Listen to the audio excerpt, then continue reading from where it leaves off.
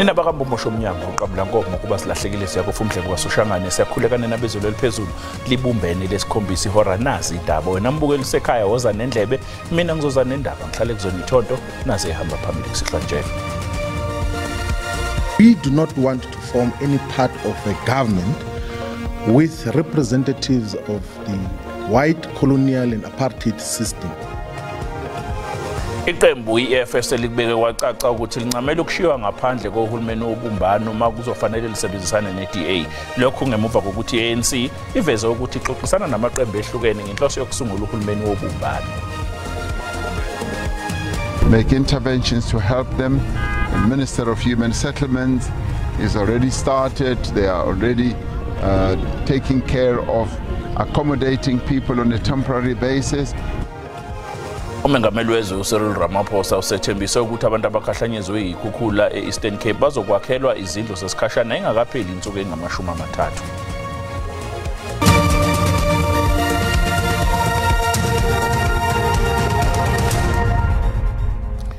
I-EFF yasikhahlela isinqumo esihlongozwa yi-ANC ngokwakhiwa kohulumeni wobumbano lwamaqembu ehlukene ezokubuswa kwezwe. Leli qembu likubeke kwasobala ukuthi alifuna ukuba ingxenye kuhulumeni wobumbano olufaka phakathi iDA kanye neFreedom Front Plus. Ngakolunye uhlangothi iIFP kanye neDA ngamanye amaqembu asephumela obala ngokweseka isiphakamiso se-ANC ngohulumeni wobumbano.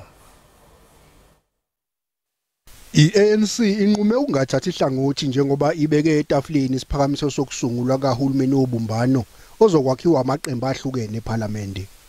We have already held constructive discussions with a number of parties. The Economic Freedom Fighters, the Inkatha Freedom Party, the Democratic Alliance, the National Freedom Party, the Patriotic Alliance. Nokho i-EFF isikubeke kwacaca ukuthi ayihambisani nokuba ingxenye kahulumeni ofaka phakathi iDA kanye neFreedom Front Plus. We are opposed to the government of national unity in as far as it resembles what was concocted in 1994. We do not want to form any part of a government with representatives of the white colonial and apartheid system. iDA isamukele isiphakamiso esihlongozwe isigungu esiphezulu se-ANC ngohulumeni wobumbano. Noma kunjalo nayo ikubeke kwacaca ngokuhlangothi lwayo ngokusebenzisana ne-EFF kuhulumeni. Our negotiating team will now embark on a series of further meetings with other parties to establish what their reviews and reactions are to this proposed government of national unity that was announced yesterday by President Ramaphosa. I-IFP ngelinye lamaqembu nalo eseliphumele obala ngokweseka umbono ngohulumeni wobumbano. The IFP Coalition's task team will now engage with the ANC and other parties further and report back to the IFP NEC on Monday 10 June 2024. I-EFF isihlabe nekhwelo kumaqembu athole izihlalo eShayamthetho KwaZulu-Natal ngokuthi kuzofanele avotele ukufaka iMK Party kuhulumeni wesifundazwe ngenxa yokuthi yilona qembu elizuze iningi lamavoti esifundazweni. U-Anele Mtaho bengenele ukhetho ngokuyimela usesole ikhomishana yokhetho eyimele i-IEC ngalokho akubiza ngokungaphathi ngendlela efanele laba bangenele ukhetho ngokuyimela. Umtaho uthi le khomishana ibingayilungiselele ngendlela egculisayo njengoba ingazange isungule inhlelo zokubhekela abangenele ukhetho ngokuyimela. U-Anele Mtaho bengenele ukhetho ngokuzimela esifundazweni iGauteng uthole amavoti ayizinkulungwane ezintathu amakhulu ayisikhombisa kanye nama-25. Umtaho usola ikhomishana yokhetho ezimele i-IEC ngokungazilungiseleli ngokwanele ukuhlangabezana nezidingo zabangenela ukhetho ngokuzimela. There is absolutely no reason why IEC did not have an equivalent structure of PLC that was specifically for independent candidates.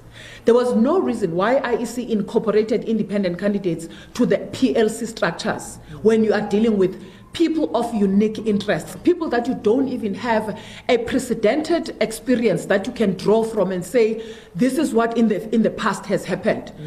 We had no way of accessing IEC as independent candidates. Our issues had no ear that was ready to listen to. Umtaho uqinisekisile ukuthi uyabeseka ozakwabo abangenela ukhetho ngokuzimela wathi basazoqhubeka nokulwela uguquko. The time has come for us to recognize that independent candidates are here to stay. We will not be silenced or marginalized by party politics or bureaucratic red tapes. Esika eljikayo malungana nohulumeni wobumbano udalule ukuthi izinhlangano eziningana zizamile ukuxhumana naye kepha uzothatha isikhathi njengoba ifuna uqinisekisa ukuthi lezi zinhlangano zihambisana nezimiso zakhe. Umengameli wezwe uCyril Ramaphosa usethembisa ukwakhela isu lezikhukhula izindu zesikhashana zingakapheli insuku engama-30 esifundazweni i-Eastern Cape. Umengameli uRamaphosa wenze lesibophezelo ngesikhathi evakashela isu lezikhukhula emkhandlwini iNelson Mandela Bay. Bangaphezulu kwe-3,000 abantu abasusiwe ngenxa yezikhukhula. Kwashona-ke abayi-19 okuhlanganiswa nabathathu emkhandlwini iBuffalo City eMonti khona e-Eastern Cape. Ethetha namaxhoba umongameli Cyril Ramaphosa uthembise ukuba isebe lenhlalonhle liza kuncedisa ekungcwatyweni kwamaxhoba. uRamaphosa unika amagosa karhulumente insuku ezingama-30 ukuba abonelele ngezakhiwo zethutyana kwabo bashiyeke bengenamakhaya ngenxa yezikhukhula. Make interventions to help them. The Minister of Human Settlements is already started. They are already taking care of accommodating people on a temporary basis, as well as putting up structures on pieces of land that we've identified here to accommodate people.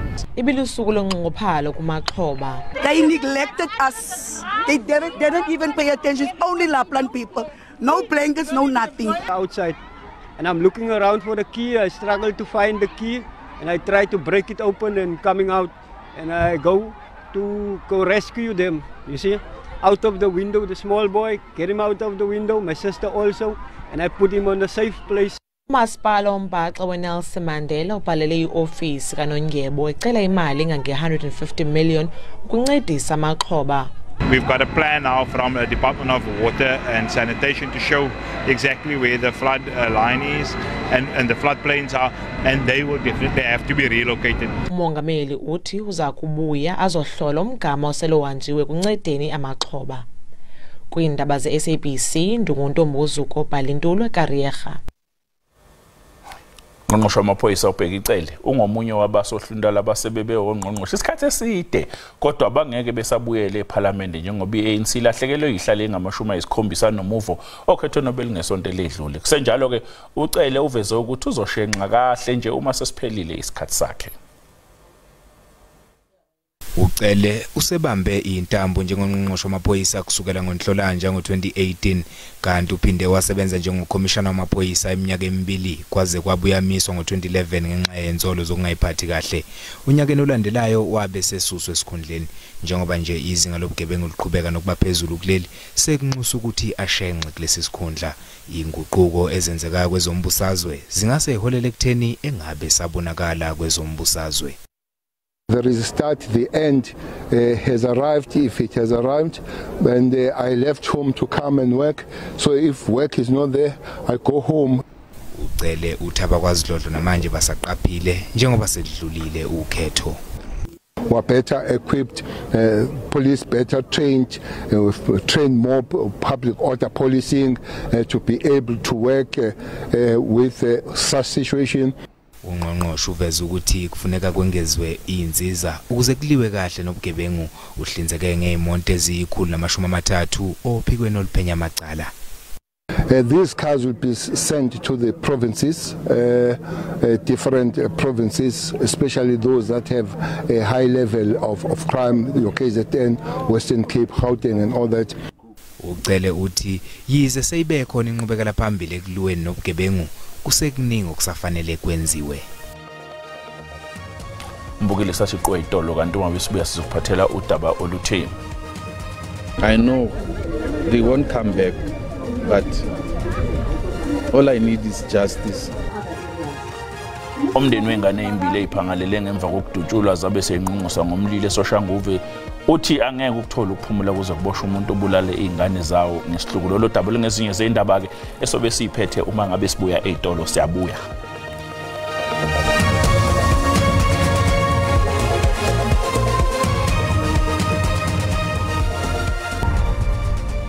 Asikubingile sikwamukele imbukeli umsando kungena odabeni liphambili besibike ukuthi iqembu iFF selibeke kwacaca ukuthi lincamela ukushiwa ngaphandle kohulumeni wobumbano makuzofanele lisebenzisane neDemocratic Alliance. Lokhu ngemva kokuthi iANC iveze ukuthi ixoxisana namaqembu ehlukene ngenhloso yokusungula uhulumeni wobumbano. Asikhumbuze ke mbukeli ukuthi lezi ndaba ikhona ku YouTube na ku SABC Plus, ngena kuzo uyicinga ngamagama athi SABC izindaba na kanjani uzoyithola njengoba zinjalo. Amaphoyisa sesiqaphile isimo KwaZulu-Natal njengoba iqhubeka ingxoxo phakathi kwamaqembu ezombusazwe azama ukwakha uhulumeni osebenza ngokubambisana, kanti kunokwesaba ukuthi kungase kuqubuke udlame kumaqembu anganelisekile njengengxenye inhlelo zokuphepha kwengezwe amaphoyisa angama300 esifundazweni iKwaZulu-Natal. Lokhu kwenziwa nje ukuze kuqinisekiswe ukuthula kanye nozinzo esifundazweni. Yize ukhetho esifundazweni KwaZulu-Natal belinokuthula, ezinye izindawo kulesifundazwe bezihlonzwe ngezingase zibe nobungozi ngaphambi kokhetho. Amaphoyisa athi lokunezezelwa kwamaphoyisa kulesifundazwe kwabe kuuhlelo abebelwenzile. Asifuni ukuthi mase kudlulile ukhetho abantu bese bejabula ngale yandlela eyenzeka lapha eShobashobane. So sithatha isifundo khona ukuthi kufuneke senze isiqiniseko ukuthi lo ojabulile ujabula kahle, lo ongawinanga angahlukunyezwa kwayena oyena angahlukumezi laba abajabulile. So ukuze wonke umuntu aphephe, ingakho ke nje amaphoyisa ethu siwatshala bemaningi kanje. Akusiona ke kodwa amaphoyisa sebenza nawo, sebenza nozawethu amasosha akhona ngomningi bawo agade indawo eziningi esibalekile ikhungo zahulumeni. Siphinde sisebenze namaphoyisa kamasipala esinawo esibambisene nawo, siphinde sisebenze nama security company ke. Amaqembu ababukelile ukujutshwa kwamaphoyisa kulesifundazwe. It's very simple. Ukunje sitshela amalunga ethu ukuthi ababekhama alinde a next order from commander in chief njengoba nayo weyade shilo ukuthi the members of umkhonto wesizwe akayiphathe kahle abe discipline. The Democratic Alliance welcomes the announcement that there will be additional security forces placed on the ground in the province in the run-up to the inauguration of the KwaZulu-Natal Provincial Legislature. Kodwa umhlaziyi wezepolitiki uSolwazi Bheki Mngomezulu unombono ohlukile ngalokhu. Ukube kuthiwa mhlawumbe besenze zonke izinto ngendlela okufanele zenzeke ngakhona, besizoba khona yini isidingo sokuthi kuze kwandiswe isibalo samaphoyisa? Ngoba kwandisa isibalo samaphoyisa njengoba kukhona amaqembu angama26 angenelisekile ngemphumela yokhetho nangendlela izibalo izabe ngakhona. iANC iqabile ukuphawula ithi izokwazi ukukhuluma ngemuva kwemihlangano yesigungu esiphezulu saleli qembu. Londi Khadebe, SABC News eThekwini. Umndeni wengane imbili iphangalele ngemva kokudutshulwa zabe senqinqiswa ngomlilo eSoshanguve uthi angeke ukuthola ukuphumula kuze kuboshwe umuntu obulale ingane zawo ngesihluku. Bekunomunye kuphela ngesikhathi umndeni kanye nabangani besingathe inkonzo yomncwabo wezingane ezimbili ezibulewe ngesihluku eSoshanguve. Umndeni wezisulu ufuna ubulungiswa ngalokhu. Feeling sad, and all I want is justice to take its course. I know they won't come back, but all I need is justice. Lesigameko sishiye umphakathi usabela impilo yezinye izingane zalapha. Everywhere children are getting killed. This must stop. And then we don't know because now manje kiba toba babulake batswadi batsonto they must take them care. Yeah, it's really bad. I'm so distressed really. Abafundi besikole samabanga aphansi liseti nabo babe yingxenye yokuvaleliswa kukaza kwabo. Kusenjalo wengamele zokuphepha komphakathi eGauteng unxusa umphakathi ukuba usebenzisane namaphoyisa. We believe as community we need to rise up against such things. And as the provincial government we wish to forward our condolences to the family and indeed promise that the police will work around the clock in ensuring that they do arrest that perpetrator. Amantombazanyana amabili abekwe endlini yawo yokugcina emathuneni aseSoshanguve. Obekwe endaweni yakhe yokugcina namhlanje uThembekile Charlotte Litlap obedume ngokuba umpheki. uLitlap ubulawe ngenyanga edlule kanti kusolakala ukuthi ubulawe yisoka lakhe. Lowo owayeyiphini likaMengameli wezwe uDokotela uPhumzile Mlambo-Ngcuku uthi kulukhunisatshe ukwamukela lesisehlo esehlele umndeni wakwaLihlaphe. It's still hard for many of us who are here to understand and to accept the situation we find ourselves in. Khona manjalo uSibusiso Zitha okungiyena osolwa ngokubulala uThembekile Lihlaphe ubevele enkantolo yeMarch eRandburg namhlanje kanti uMlambo-Ngcuku uthi ke wonke amadoda kulelizwe kumele asukume abhunkule alwe nalesi sihlava. I ask that the men in South Africa take this and be in front because this is their problem. Violence of men against women is a male issue. If men were to decide that andizobetha umuntu, end of story. So we urge everybody to do what they can. It is not enough to be a good man and not be a perpetrator. Abazali bakhe ke uThembekile bakhala bayasithulisa ngokwephucwa igugu labo umpheki obesezakhele igama. She loved someone that did not deserve her. Someone that took advantage of her vulnerabilities and her personality. uThembekile Lihlaphe ubekwe endaweni yakhe yokugcina emathuneni aseFourways eGoli kanti umsolwa yena icala lakhe lihlehlele uLwesine esiya kulona.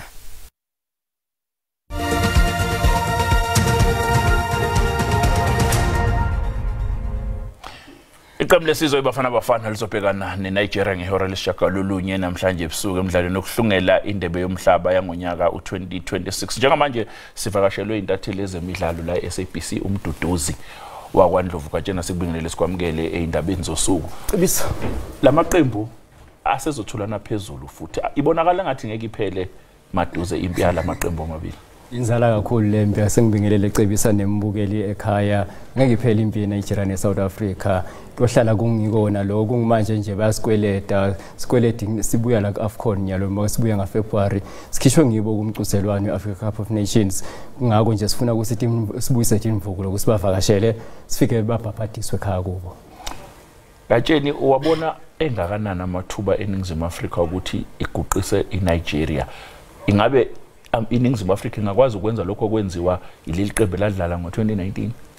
Wasebenta umnumzane Ephraim Shakes Mashaba nebafana bakhe lebehamba gadla ngabo boRantiye banabo Gabuza nanyalo kusengendeka leli qembu leli lenye lemaqembu lahlangene nalelishisako nawubuka ukhumbula nalomdlalo weAfcon kusina khona siguqile nje kepha ke kuba khona kwemfalo ofana Lyle Foster kuleli qembu lefu lamuhla ngicabanga ukuthi ngikole besishoda ngawo kuAfcon mina bengitibona sifika kwemancamo uyashelela umshishi sidabe sithembele kuye sithemba zwane lithemba lemahumusha sithembele kuye ukuthi masiyembili kodwa kungimanje ilog icedzile eZimbabwe ekudlala mayidlala neLesotho yehluliwe yahlulwa la Orlando Stadium ishawa yiLesotho ngalamabili ecanzeni nasa sente njalo phele uyo sibuye bese siyedlala neZimbabwe ngalesibili. Katsheni bebeke baveza ilog kuma kwetafula la ngibonile ukuthi silele isine so number 4 uma ngabe swina siphelela phi athi angakana namathuba.